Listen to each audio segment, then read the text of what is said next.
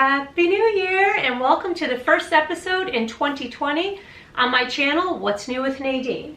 And if intermittent fasting is part of your New Year's resolution, well, you've come to the right place, because on my channel I discuss all the tips and tricks that I use to maintain a youthful lifestyle. All my energy and spirit, my endurance, I attribute all of that to intermittent fasting.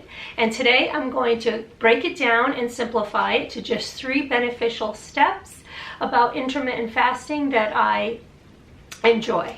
I have a list, I have a lot to get through. I'm going to try to keep this under 30 minutes.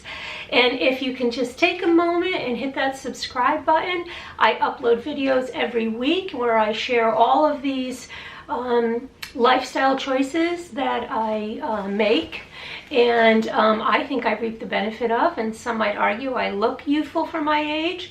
I feel youthful, and intermittent fasting is a big part of that. So let's get started. First things first, let's call it IF from here on out in this video, because intermittent fasting can get long in the tongue. Okay, so once again, every time I go to shoot a video, the sun starts to play peekaboo. I don't know. I have my ring light on, I have the door open, I have all the window blinds raised, but whatever. We won't let that discourage us. Okay, so let me give you a little background. This coming June will be 3 years for me on intermittent fasting. I saw it on the Dr. Oz show, and I was very intrigued. I did some research, and I will link those 2 important channels from YouTube that I learned the most from. Dr. Eric Berg, he discusses the medical and the science facts behind fasting, and Tom DeLauer from Six Pack Abs. He also is very motivating and inspiring. Okay, so I practice the 16-8 method. And I do also have 2 other videos on my channel that you can watch that also describe more in depth my journey. So I don't want to duplicate those 2 videos. But for those of you who have never been on my channel before, I'll just give you the background. I do enjoy the 16-8 method, which is 16 hours of fasting, an 8-hour feeding window. I hate that term. And there are several other fasting opportunities in intermittent fasting. There's the OMAD, which is the 1 meal a day. There's the every other day of fasting. I have practiced OMAD before. I'll explain that later on. This is what works for me. And we'll get into more in a little bit about the fasting process, right? And so I wanted to explain to you, everybody's biggest question is, what about breakfast, right? So on November 14th on the Today Show, you could look that up, Savannah Guthrie asked Dr. Oz, what about breakfast? And I won't quote Dr. Oz, certainly not even verbatim, but he begins to say, because he is an intermittent faster, by the way, he says breakfast is the biggest fallacy perpetuated on the American public. And he explains his theory on that. Yeah, you can eat breakfast food when you break your fast, which is what I do. I like a sweet component for breakfast. Yeah, he has a strong opinion on that. I can get into that for too long of a time. Okay, and so before I get into the 3 benefits, I wanted to tell you that on Friday, December 27th, a couple days after Christmas, I woke up to the Today Show's lead story, and it read, "Medical Journal releases its long-awaited facts on IF." So I'm like, oh my God, let me hit the record button. So I was excited to see what they were going to say, albeit I didn't know what they were going to say. So I had to rewatch it so that I could prepare for this video, and I'll simplify this as well. It says that the facts are that after so many years, they studied both humans and animals.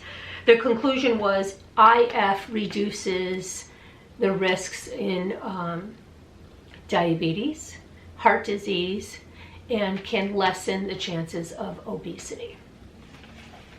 So these are 3 common illnesses that, excuse me, as we age, they become talking points, right?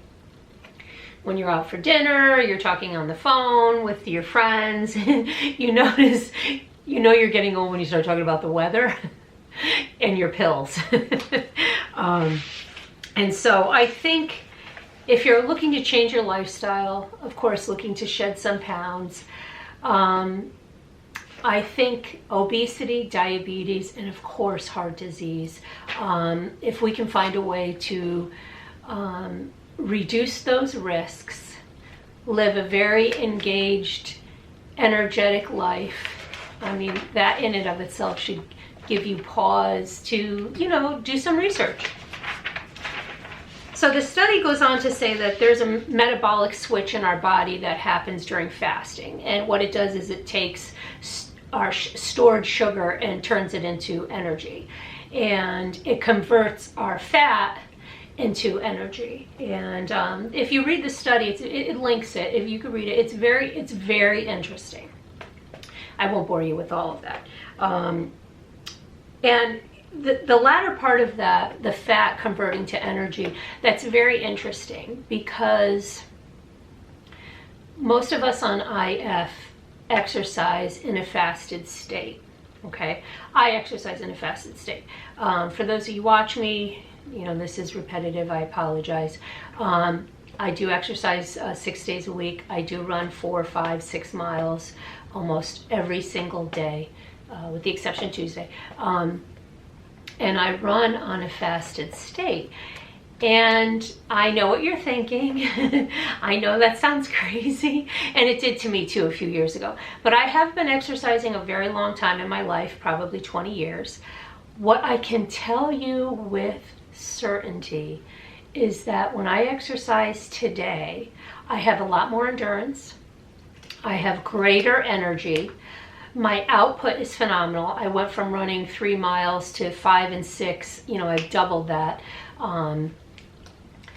I don't want to say that was easy, but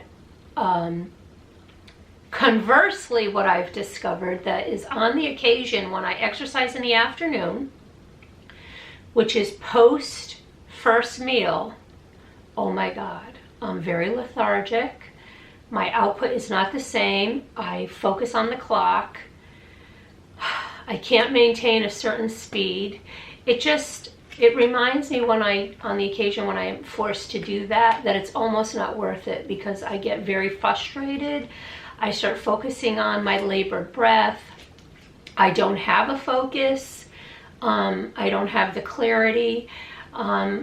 It's just so obvious to me that the difference between exercising fasted or with a full belly. So, maybe you'll have the same experience, but I believe that this study is accurate. And the doctor whom has intermittent fasted for most of his life said, why would you eat all day long when the benefits of fasting are so obvious? I don't know. I mean, I don't have all the answers. I just have my own experience. So with the 16-8 method, let's start in the morning. When I get up in the morning, I do my household chores, I go to the gym, I come back, I shower. I always prepare my lunch before I shower. I just don't eat it. Either I'm going to take it to work or I'm going to eat it here in the house, and I always do that. And you're wondering, well, that's because you're organized and stuff, or efficient. No, it's not. It's because when you do reach a point where you're hungry, you just want to eat. And I don't want to make poor choices, so I always want to have it ready. So when I break my fast, it's all set out. So I always break my fast around 1:30. I know what you're thinking. We'll get back to that. It takes a long time to get to that state. I have my coffee. I have an espresso. I have MCT oil, coffee creamer. And a lot of that is in my 2 previous episodes. And then I have my lunch, right, which is typically a breakfast lunch. Like I have 2 pieces of sprouted bread with peanut butter, bananas. I have cereal. Anyways, I am filming a video right now of all the things that I eat in a week because people ask me all the time. And so it's taken me a long time to edit that video. Okay, anyways, and then I eat dinner around between 5 and 6 o'clock. I have a couple snacks in between. It's always pistachio nuts or fruit. And we have dinner, and then I do not eat after dinner. I do not. And that comes easy for me. I do have a glass of wine or two every night. And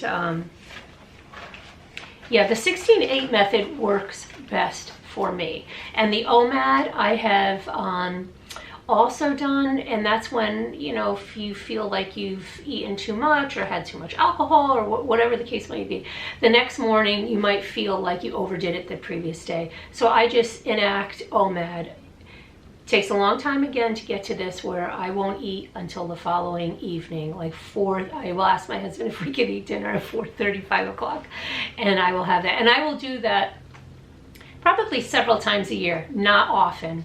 You know, after a holiday or a vacation, it's almost like a cleanse for me. Okay, let's get back to the 3 biggest benefits. Number 1, I don't gain weight. I keep saying this and nobody's listening to me.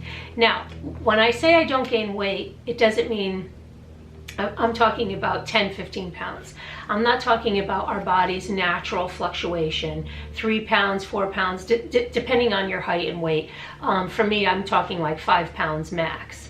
And what that really translates to is if you put on a pair of pants, let's say on Monday, a pair of jeans, and then by Friday, they're a little snug. Okay, that's fine. You're not on the scale, but you know where you're at. The weight gain is what I'm talking about, is the following Monday when you go to put them on and they don't zip. And then before you know it, you're backsliding and you can't even get them up your hips in 2 or 3 weeks. And that can happen very quickly. That's the weight gain I'm talking about. And when you go to your closet or a particular drawer and you have stored away larger sizes, and you know what I'm talking about because we all have those stored sizes. I don't have those anymore. That's very freeing. It's extremely liberating. In my other videos, I go on to discuss how when I pack for a vacation, I don't have that inertia, like what's going to fit, if it's an alternate season clothing. I don't worry about any of that anymore. And so that to me is the biggest benefit. After I initially lost weight on IF, which was probably 25 pounds, I have just maintained it. I mean, I keep saying I eat what I want, but nobody's listening. Number 2, let's get through this real quick. I don't eliminate any food groups and there are no restrictions. Okay. Did you want me to repeat that? Because keto's all the rage. I don't eliminate any food groups and there are no restrictions. So, you know, every time I say this, it causes an awful lot of questions. So let me just say that there is a common sense component attached to this lifestyle. I eat bread. My mother-in-law, who's from Italy, I've often said lives with us. She bakes Italian, she makes her own bread. Like every other day, that smell wafts through the house, and you all know what that smell is like. Do I eat the bread every night? Absolutely. Do I eat it in a big bowl of macaroni and a meatball? No. So you have to pick and choose smartly your choices. Do I have a big tomahawk steak every week? No. So, you know, I do have a glass of wine. And so therefore I make adjustments at my meal to accommodate that wine. Well, I have, you know, pork tenderloin, chicken. We do have pasta once a week on Sunday. That's the day of indulgence for me. I'm not a big dessert eater. I'd rather the wine, so that's not a temptation for me.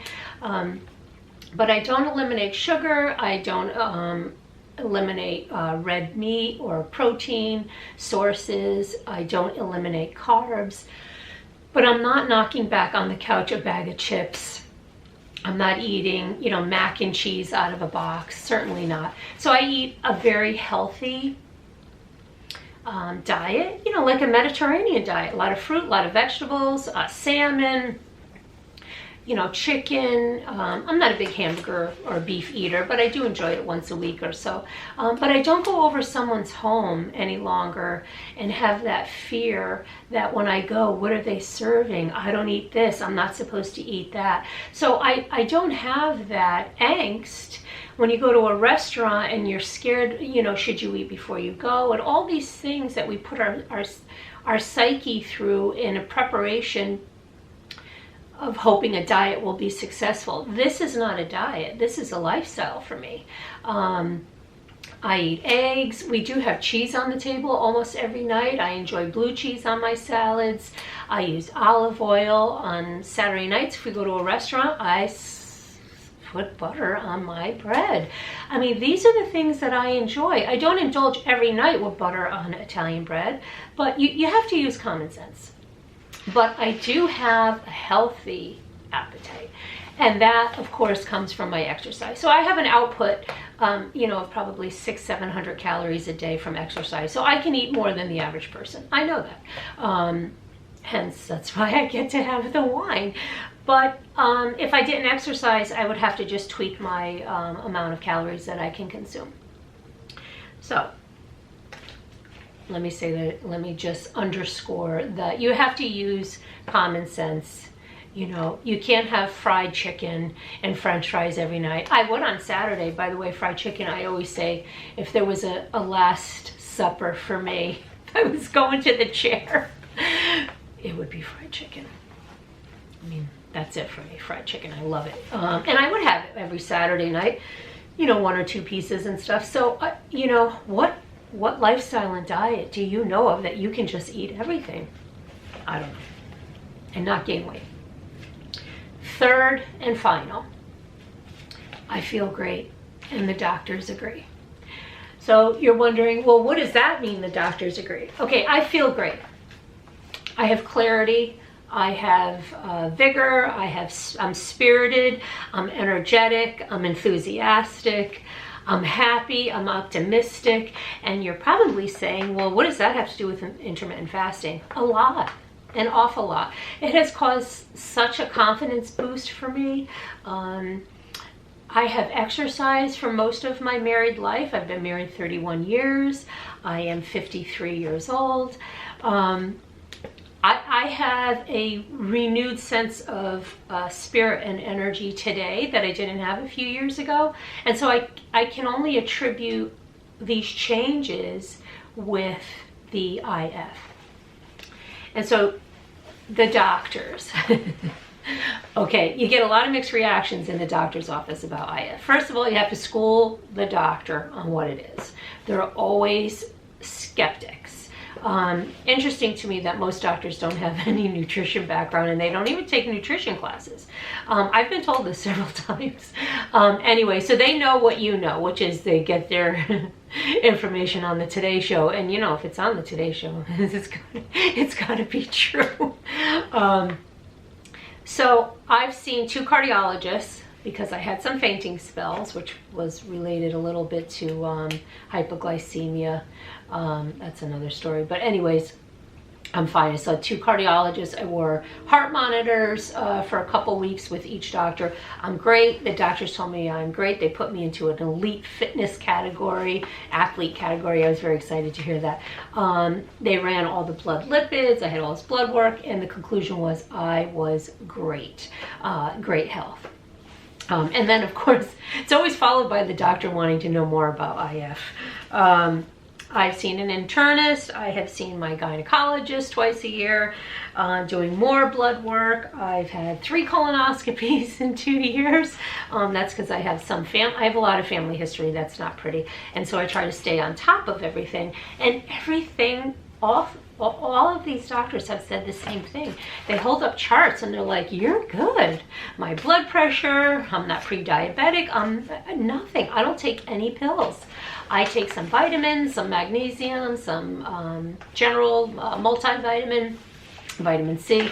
Nothing, I don't have a big box of vitamins that I take. I just don't have any problems. I don't, knock on wood, I don't know what my future holds.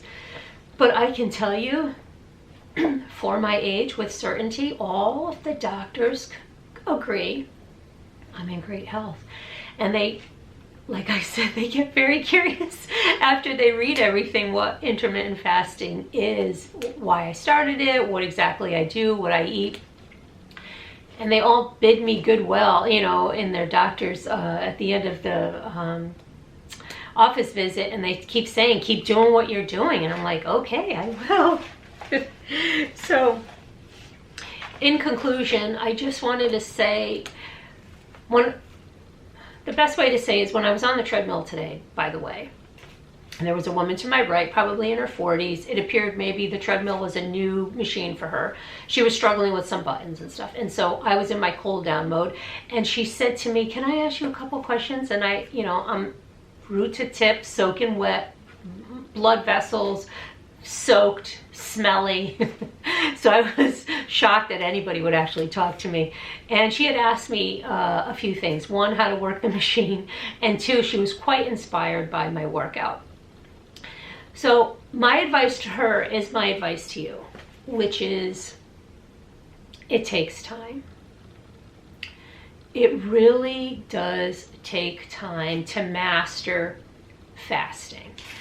I suggested to this woman next to me today to reduce her speed on the treadmill, increase her incline, because if you have to hold on a treadmill, for example, it's not the right speed. I don't understand why people hold on. I want to say let go, because what do you think is going to happen? You're not going to fall.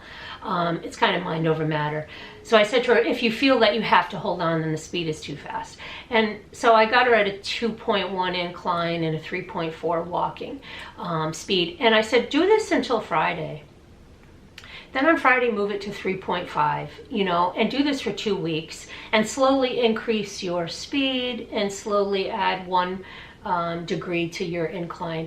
And she kept saying to me, but I want to lose weight. And I just said, listen, you're going to burn out. You're going to choose a workout in this gym that's going to prohibit you from coming back tomorrow because A, you can't get out of bed, you're sore, you're discouraged, the scale isn't moving. And I gave her this whole diatribe, and she was probably thinking, all I wanted to know is how to turn the machine on. But I wanted to impress upon her, because she kept asking me how long it took me to run the 5 miles. And I really didn't want to answer her because I've been at this a long time. So everything is a bit easier, and I'm very disciplined. On Saturday, I had 2 friends commit to exercising with me. I knew they would bail. I got up earlier, went to the gym to work out, and an hour in advance of when we were supposed to work out all 3 together, because I knew they would. And my workout with them wouldn't be my standard workout. And while I was on the treadmill, they both texted me separately that they were canceling. So I have discipline. I don't require any motivation. Fasting is the same way. If you start fasting on Monday, don't expect 16-8. Fast 10, 14, 10 hours of fasting, right? You're sleeping 8 or close to 8. Have your breakfast at 10 instead of 7. Do that for 3 or 4 days. Do that for a whole week. It's important. It takes a long time. Apologies, my camera always likes to play tricks at me at like minute 28. Anyway, so it's very important that you accept the fact that fasting, the discipline that's required, does take a long time. And the great thing is, first of all, you don't have to go to the grocery store and buy a particular diet food or invest in a membership or an app or like Weight Watchers and all of these other diets that are successful for a lot of people. I mean, you don't have to, it doesn't cost you anything to intermittent fast. So if you start on a Monday and you're not successful by Wednesday, it's okay. Start again tomorrow. Slowly build up your fasting window, and you can slowly decrease your eating window. It takes time. If you're patient, the benefits, I mean, they're exponential. That's why I have 2 videos. This will make 3. It's the most requested topic on my channel. It's what I gain the most interest and engagement in. Even on Instagram, I had a lady reach out to me on yesterday morning. She asked me, what do I specifically break my fast with? So people are curious. I just don't want you to be despondent or discouraged if you try and it's hard. It is hard. It's no longer hard for me. And it really wasn't that hard for me in the beginning. If you start intermittent fasting the day after you have a colonoscopy, it's great because you've already fasted that week. And I always say, if you have to fast for a colonoscopy, why can't you just fast for your health? I mean, it's a lot of mind over matter. And I think, you know, for example, if you're at work, you're busy, excuse me, you're on the phone, you're answering calls, you're sending emails, whatever keeps you busy. And you look at the clock and it's 1:15. You realize you have worked straight through lunch. And you didn't know because your body didn't even send you any signals. That's what I mean about mind over matter. If you start watching the clock, the hunger is going to take over. It's going to take over. So slowly implement fasting. Try Monday, Wednesday, Friday. Start next week. Start Monday, Wednesday, Friday. And on the alternate days, eat regular. You know, you will slowly see that it's easier than you think. And before you know it, you'll be fasting 16/8. And when I was where you were sitting, and I used to watch Tom DeLauer and other, you know, women, I would search them on YouTube, women who are successful in intermittent fasting. When they would say that they break their fast at like 2 in the afternoon, I was so gobsmacked and so discouraged because I thought, never, I would die then starve. Here I am. Here I am 2.5 years later. And those are choices. I don't have to break my fast so late in the afternoon. I do that for a reason. On the weekends, I extend my fast longer because in advance of a Saturday night, my husband and I, we go out. We have appetizers, we have a charcuterie board. I don't eat a big dinner because I'm already full by that time. But I do like my cocktails. Then we're dancing, and then before you know it, it's 11 o'clock, and I still want another glass of wine. And now I got to absorb that alcohol a little bit. I'll have some peanuts in the car on the way home or something. So on a Saturday night or a Friday night, you know, I'm still going by midnight. So the next day, I extend my fast. And you know, these are things that you can experiment with as time goes on. But you can't be tomorrow where I am today. I mean, don't set yourself up for failure. Don't. Take my advice. If you're curious, watch my other 2 videos. Dr. Berg, Tom DeLauer, 6-pack abs. Do your own research. But if you have any questions, please write them down below. Send them to me in the comments section. Please subscribe to my channel. And I really value your opinion. I really appreciate you took 20 minutes out of your day today to listen to my video. Again, Happy New Year. Wishing everybody health, prosperity, IF, experimentation. This champagne was given out at my daughter's baby shower in October. She's due this week. So next time you see me, I'll be a grandma once again. Okay, cheers. Thank you for watching the first episode in 2020 of What's New with Nadine. Bye-bye. Thank you.